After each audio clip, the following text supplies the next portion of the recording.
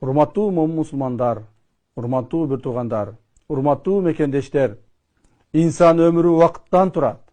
Ал эми биздин жашоо мөөнөтүбүз, өмүрүбүз, убактыбыз биз дүйнөгө келгенде берилген.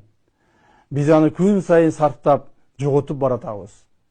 Кимдир пайдаланат, кимдир өмүрүн бекерге өткөрүп зыян көрөт.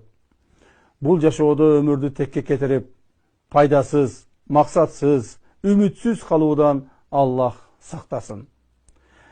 Пайгамбар мусулман бул колу менен да, тили менен да башка мусулмандарга зыяны тийбегени, сиздердин жакшыңар элге пайдаңа тийгениңер деген. Ал эми Аллах Таала Кур'ан-ы Каримде жакшылыкка жана таквага жардам бергиле, күнөөгө жана душманчылыкка жардам бербегиле деген.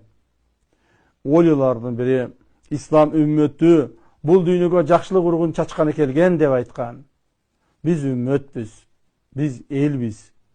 Жакшылыкта жана таквада бири-бирибизди колдоого, жардамдашууга тийишпиз. Кайдыгерлик, кенебестик бир жеке адамдын эмес, бүтүндөй бир элдердин, мамлекеттердин кыйроосуна алып келет. Ата үй бүлөсү жөнүндө, жетекчи колунда иштеген жумушчулары жөнүндө, падыша мамлекет, эли жөнүндө жоопкер. Бүгүн Кыргызстан эли бири-бирин жектебей, көрө албастык кылбай, кайдыгер болбой, бөлүнбөй, биригүүгө муктаж. Демек, элдин келечеги, бактылуулугу анын биримдигинде. Ал эми жакшылыкта туура жол, туура багытта бириксе гана кайра бөлүнбөйт. Ислам дини үммөткө, адамзатка, коомго зыяны тие турган жаман зыяндуу иштерге каршы. Пара, коррупция, акты кара деп бериши үчүн, же караны ак деп бериши үчүн мыйзамды бузуп, мыйзамсыз жол менен иш бүтүрүү үчүн туураны бузук деп, туура эмес ишти дурус деп берүү үчүн берилет. Ал эми паракор ошол харам иштердин баарына ыраазы болуп пара алат.